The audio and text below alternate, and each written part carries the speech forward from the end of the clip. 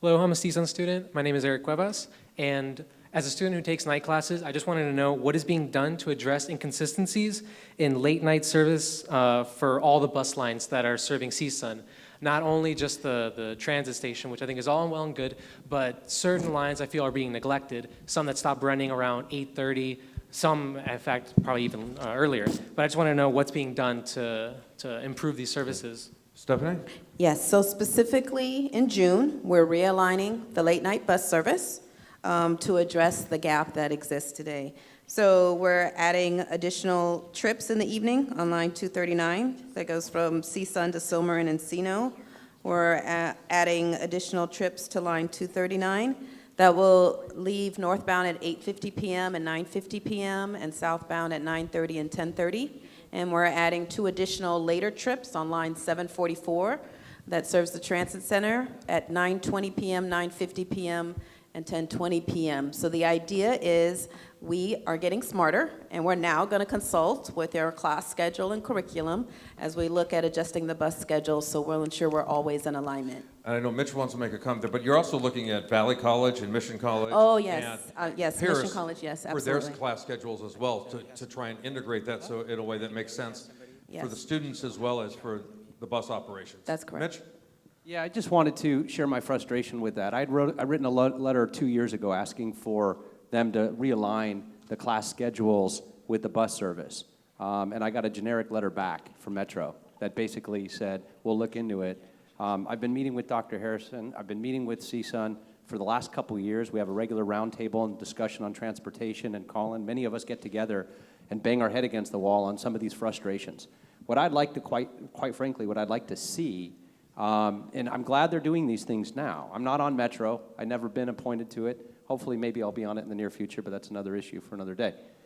More importantly, what I'd like to see, quite frankly, is regular gatherings and annual reports where they're brought out to the community because you guys get together, and it's not because they're talking about a proposed tax.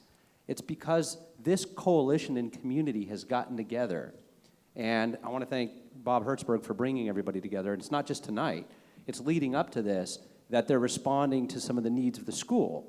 It's by a Valley voice. It's by bringing folks together in the neighborhood councils and working with Csun that they're now addressing that. Because we've been complaining about some of these things for years, and it had nothing to do with Measure R. It's sometimes the little fixes, quite frankly, that are the most frustrating. When you've got somebody who is waiting for 4 or 5 hours and they have a kid at home and they're trying to improve their lives and get an education and they're stuck at school on campus because they have no ride, that's criminal. It's just wrong. So what I'd like to see, quite frankly, with this measure, and it hasn't been talked about, so I'm just throwing it up against the wall now, is some kind of oversight, either committee and or community response where there's an annual conversation about where things are they on track, are things moving forward on all these projects, some of these other issues that might not even have to do with Measure R, but fixing some of the timelines and things like that to make sure that people are held accountable and we make sure those things are done for all of our communities.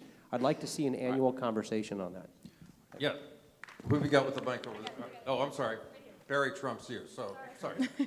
Hi, my name is Chelsea Turner. I'm a graduate student at Csun. I've been here 6 years in addition to the rest of my life because I grew up here, literally up the street, and have been here in programs over summer. I've never had the opportunity to take public transportation here, partially because of my location near Porter Ranch and Chatsworth. And though the Orange Line is close, it's not close enough. I'm wondering about potential resolutions involving rapid transit as well as connecting the Orange Line more directly to Csun.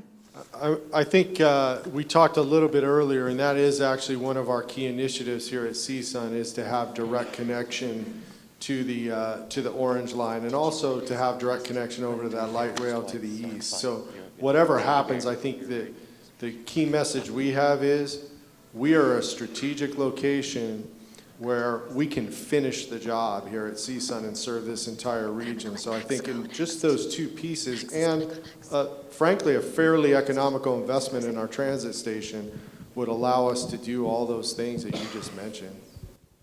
Max? My name is Jose Castillo. I've lived here in the Valley since 1980, and I can tell you that we have not received our fair share. If you look at what's going on on the east part of the valley, Pacoima, you're looking at San Fernando, out in Sylmar, those communities need access to mass transit. Specifically out in LA Mission College, we need capacity to be able to bring some of those students directly to CSUN and back in an orderly transition. The same thing going out to Pacoima, Lakeview Terrace, and even San Latahanga. Those areas are underserved. So if you're looking at enhancing the system, look at that particular area of the valley and start building it into Northridge. Yeah, there's no question. I mean, what we focused on for the discussion tonight around express bus and bus rapid transit, but we've also been engaged with Metro in the conversation about bus service, period, around all those areas, because it was interesting because when we started to put this together the first time, we tried to find numbers on bus ridership in the valley, and part of what we figured out in terms of why there wasn't a lot of it, because there have never been a lot of options in the valley. People just assumed it was a commuter community and all car driven, and not fully understanding the number of transit dependent people and the potential for transit in the valley. So I know Metro's working on rerouting and is looking at the routes of a number of buses, not just the rapid buses, but particularly in the Northeast Valley, and creating some connectivity between major hubs in the Northeast Valley. Barry and Max are walking around with the mic, so if they got the mic, they'll be next. After Barry, will be Max. My name is Murray Rozansky. I'm a design engineer. And there are lighter than light rail, hopefully less expensive elevated transit systems that would completely eliminate conflicts between surface traffic and transit. And I hesitate to use their common name because at a previous meeting, Richard got a little upset with me, and they're called monorails. And they should be considered, especially for the Orange Line. Max, where are you? Right over here. Oh, okay, sorry. Yeah, hey, my name is Radomir Luza, I'm president of the North Hollywood West Neighborhood Council. I'm not here to have a question, but I came to this summit to kind of get a feel of what the problems are here that you're having at CSUN with transportation. And when you put a human face on it, and when you see that somebody has to wait 4 hours and they have a child at home to get home and to take care of that child, and they have to wait for transportation, I think something needs to be done. I think definitely you should come to your neighborhood councils first. They're the watchdogs of the community. They're sort of building a bridge, or as I like to say, a causeway to the city, between the community and the city. And also, if I was in college here or anywhere and I had to wait 4.5 hours to go home, I'd go to another school. So, I mean, that's all I'm saying. Thank you. No, appreciate that. Barry, next. I'm over here. Yes, that's why I said Barry. We want to shorten the questions and the answers to get a couple more in. Ron Ziff, Vice President, Sherman Oaks Neighborhood Council. Hey, Ron. The number one bottleneck in the entire country is the Sepulveda Pass. 5 years ago, 600,000 cars a day between Valley and West LA. Today, 100,000. In less than 3 years, it's going to be over 1 million. I'm going to repeat Jay's question. When will we get the first train running? Sounds like a Stephanie question. I don't have a vote on the board anymore. I mean, we started that a couple of years ago. It's a great question. It is a great question. We are undergoing studies right now. Part of the challenge is actually developing the funding package. How do we pay for it? Our board, even when Richard was on the board, asked us to think outside of the box and even look for private sector financing. So over the last few years, we've actually been undertaking studies to figure out how to do that. To advance the work on the Sepulveda Pass and actually get a train there, as part of Operation Shovel Ready, actually, we just directed the next step of advanced transportation planning, which is technically called an alternatives analysis, but the next step is we need to define exactly how we're going to build this thing. So we just authorized moving that forward. That's about a 9-month study to make sure we can keep looking at and advancing Sepulveda Pass as quickly as possible. I don't have an answer for you today, but we are actively looking at it. But let me also add to the answer. Part of the answer is not fast enough because it will never be fast enough or soon enough. But also, Phil Washington created a new office at the MTA called the Office of Innovation. And they're, for the first time, accepting unsolicited proposals from the private sector. In other words, rather than have to put out an RFP and go through a year-long process, they will now, for the first time, consider, what we used to call throwing it in over the transom, but a group that wants to put together a proposal to build something in the county of Los Angeles, like the 405, Sepulveda Pass option, can submit a proposal without waiting for MTA to do any more studies. And there are a number, I'm told, of private sector firms that are looking at it because it's a signature program for whoever builds it. It's massive relief for all of us in the valley, but it's also a signature program for whoever builds it. So I'm hopeful that that process will generate something faster. Even though the MTA has accelerated it, I'd like to see something even faster. Max? Okay. Yeah, I'm going to direct this to Mr. Englander, Senator, and Mr. Garcetti if he's still here. Name is Joe Castagna. I'm an electrical engineering student, a non-traditional student. In 1981, I went Delaware to Oregon on a bicycle, 3,658 7 miles in 67 days. 2 years later, I went and got my motorcycle license. 2 years after that, went and got my car license.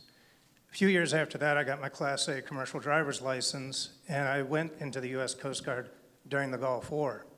Now, one of the things that I've noticed is you're presenting plans. A lot of respect for your public service, but I need a question. I understand that, sir. One of the things I've noticed is that you're presenting a plan. I'm not here to ask for money. I'm here to ask for an opportunity because as a non-traditional student who has to research at USC and UCLA, in addition to UC Northridge, I'm spending time traveling, not just in a car, but specifically in a motorcycle. I've been here since 2012. During my time here, there has been at least, on average, one fatality of a rider a year who is a student who rides motorcycles here. Since the university is strapped in resources, since the state and the city are strapped in resources, what I'm asking is, would you be kind enough to contact LAPD because they are one of the 2 or 3 cities in the nation who have advanced motorcycle training and allow those of us, not just at Csun or USC or UCLA, to have the opportunity to attend advanced or intermediate training at the LAPD facility? I'd be happy to answer that. Councilman Englander, who is also a reserve officer at Just answer it fast. and Yeah, a lot of people. rides motorcycles. And I ride motorcycles. Yes, I've got a Harley.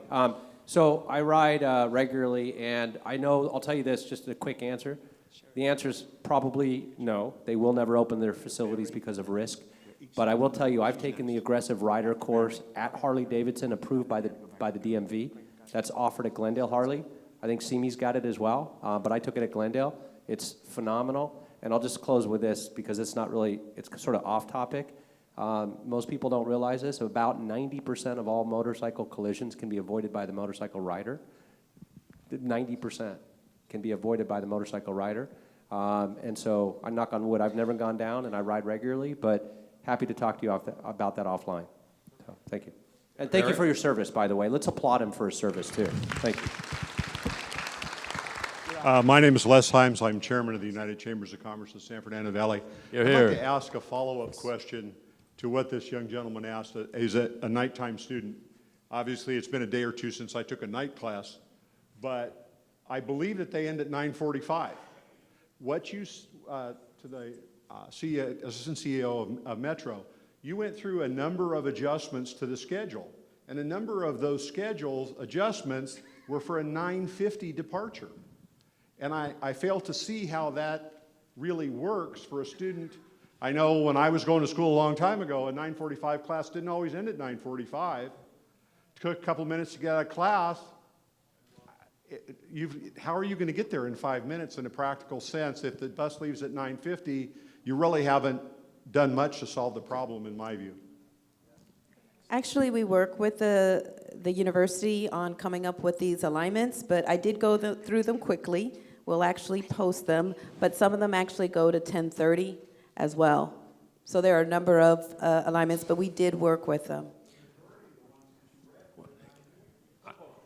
Well, I also think this is a work in progress. I think the point is totally valid, and it's something that I know Stephanie and President Harrison are going to work on. This is not a final list. This is where they're moving towards, and they're making progress. But obviously, the idea is to make sure that no matter what time your class ends, that you have an option for mass transit. That's the goal. But the question is, you're right on target. Where are we? Hi, my name is Sherry Darrow Hunnian. I'm on the Porter Ranch Neighborhood Council. My question is twofold. I'm originally from Santa Monica, but have spent 35 years here in the Valley. And when I was a college student, I didn't have a car, and I would have to take 3 buses from Santa Monica to Wilshire, Wilshire number 2 to UCLA at Hillgard, and then from Hillgard there was actually one direct bus that went over the 405, and to work part-time in Sherman Oaks, it was a 2-hour commute each way. Now that's 1978. Okay, then if I wanted to go to Csun, forget about it. I would go to UCLA because I didn't have another 2 hours in my day.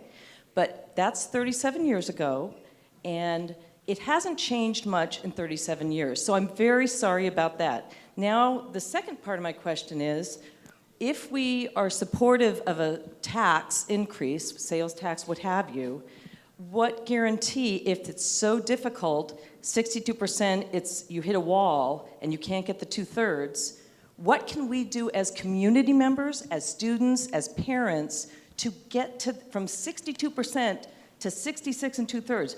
What do we as community members do to help pass that so we can not have the same 40 years of bus junk? I think I couldn't have planted a better question. Thank you.